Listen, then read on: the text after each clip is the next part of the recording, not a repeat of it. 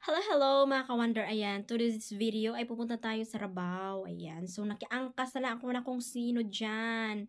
So, ayon sa kanyang salaysay ay taga San Emilio daw siya. Ayan, so maraming salamat sa free ride, kuya. Ayan, so agad-agad dito na tayo sa Rabaw. So, ang munting bukid ng aking ama ay along the National Road lang. Kaya, um, hindi mahirap puntahan. Ayan, so dito tayo ngayon. Ayan, dito tayo sa may looban. Ayan o, may nakatingin pa sa ating kambing. Hello, Bukoti. So, yun na nga, gaya ng sabi ko ay pupunta tayo dito sa may Rabaw, dito sa may bukid ng aking ama, dahil pipicturan daw natin ang kanilang alimales kasi may bagong pakulo ang munisipyo na kailangan nating insure ang kanilang mga animales para pag nategi or something ay may makuha silang benefits or insurance. I don't know what's that, basta ganon. Bakit gusto nilang picturean ng side by side, back and front. So pag bungan mong ganyan ay makikita mo na agad ang kanyang fish pan. Ayan, may pa fish pan si papa.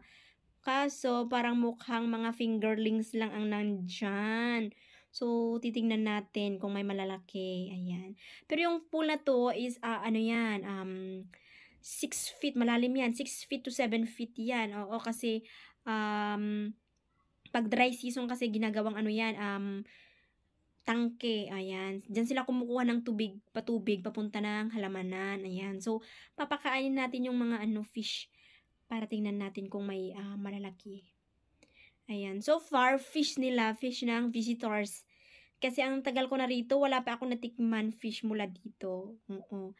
Kasi maraming ano to, mga bisita si Papa. Dito na laging pumupunta. Like, ayan, yan, nagkalat na naman ang ano dyan, 1.5. Dala na naman yan ng mga visitors. Oo. Ayan. Ayan. So, very friendship kasi friendly kasi ang ano, aking foodra. Ayan, may ayan mga engineer siyang mga ano, tropa, mga tambay, construction workers, drivers, delivery driver, at kung ano-ano pa. Oo, ayan, may mga namimili ng mga baka, kalabaw, ganon. Oo, kaya maraming contact si Papa na mga ganun. At especially mga mga sir natin, mga kaarmihan. Ayan, dito sila madalas magkampo-kampo. Oo, kaya fish ng mga visitors yan, hindi namin fish. Ayan o, may paaso-aso pa silang nanang binagkalkonton. Hindi niya ako kilala. Parang masakit ata yung ano niya, loob niya. O yan, babalik ko sa'yo ang bowl. Ayan, siya kasi yung tagabantay rito. Oo. Ayan. So, pupunta tayo rito sa may kubo. So, ito yung kubo na to is new to. Bago to. Bago tong kubo na to. Kagawa lang ata to last year or last year. So, tingnan natin what's inside. Oh, it's a banana. So, imbakan pala to na kung ano-ano lang, mga abubot. Ayan, may banana pang hinog, oh. Ayan, mga imbakan pala to ng mga spray can, water hose, feeds, rice, at kung ano pa. Engine, may mga, yung parang mga gamot-gamot. Ayan, dito pala yung naka-imbak. Ganun. So, ayan, labas tayo. Ayan, may mga tuti-tuti. Ganun. So, may mga cobwebs pa, oh. Ayan. Pasili ko siya ang aming cobwebs, char. May Spider-Man kami dito. And ayun na nga, yan. May, dyan banda is taniman niya ng luya. At sa baba niyan, ayan, may palayan dyan. And fish pan daw. Kaso tamad akong pumunta. Hindi yan ang aking ano. And yung maliit na yun is ano yun, CR at the same time bathroom. So, hindi tayo pupunta rito at pupunta tayo dito sa may kubo. Sa may lumang kubo. Oo, ayan. So, pupunta tayo rito sa may kubo.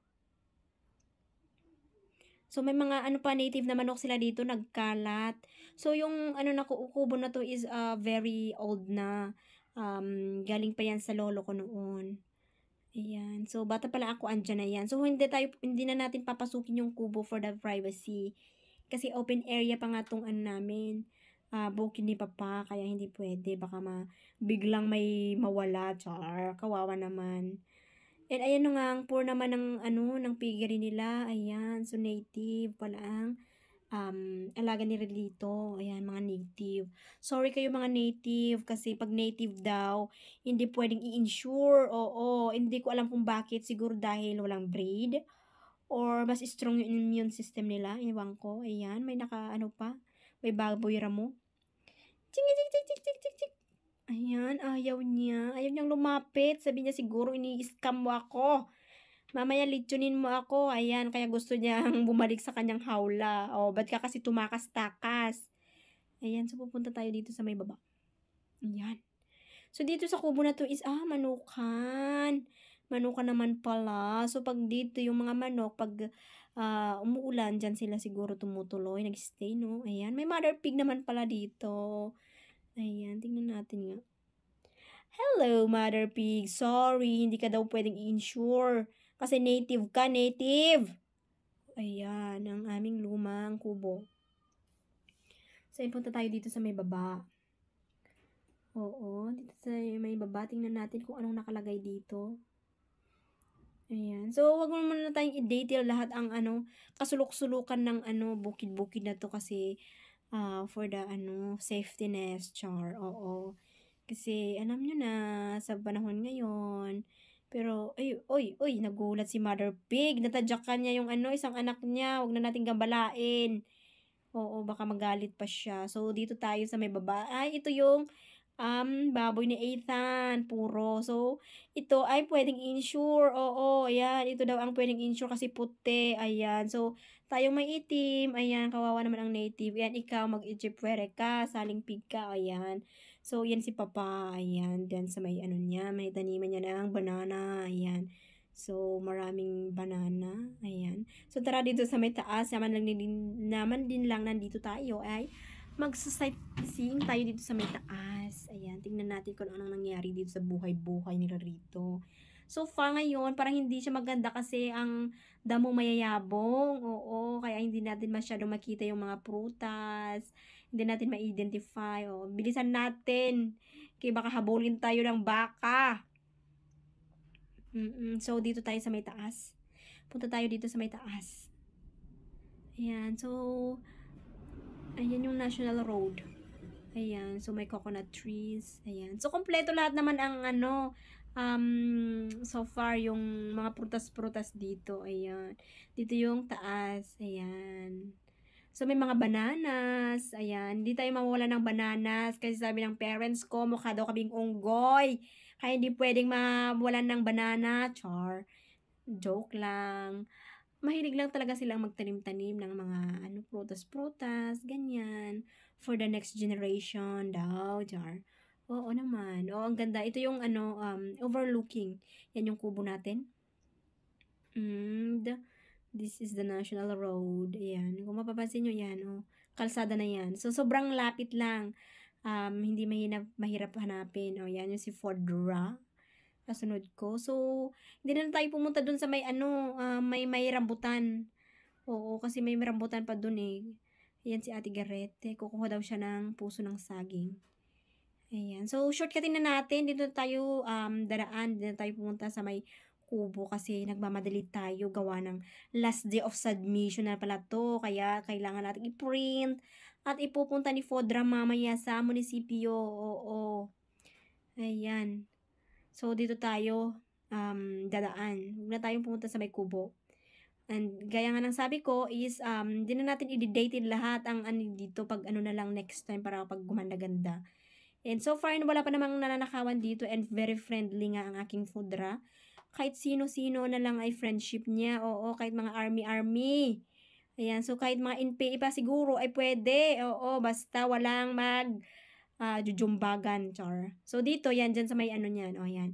Yan yung pinabuldos ko last year. Gagawan ko siya ng rest house soon, char. Pag yumaman ang atin nyo. So, ayan, ayan. Hindi ko jeep yan. Jeep yan ng pinsan ko, oo. Kasi, daw, magkakatay sila ng baka today. So, ayan, dito tayo sa mga kalsada at mag-aabang ulit tayo ng masasakyan pa uwi. Kasi wala tayong service. So, ayan. Salamat naman at nakasakay ulit ako, Lucky Me. At agad-agad dito na ako sa covered court. at pupunta kay Mang Leo para ipa-print ang aking mga pinicture. So ayan, bye-bye muna sa ngayon. Maraming salamat sa Jen.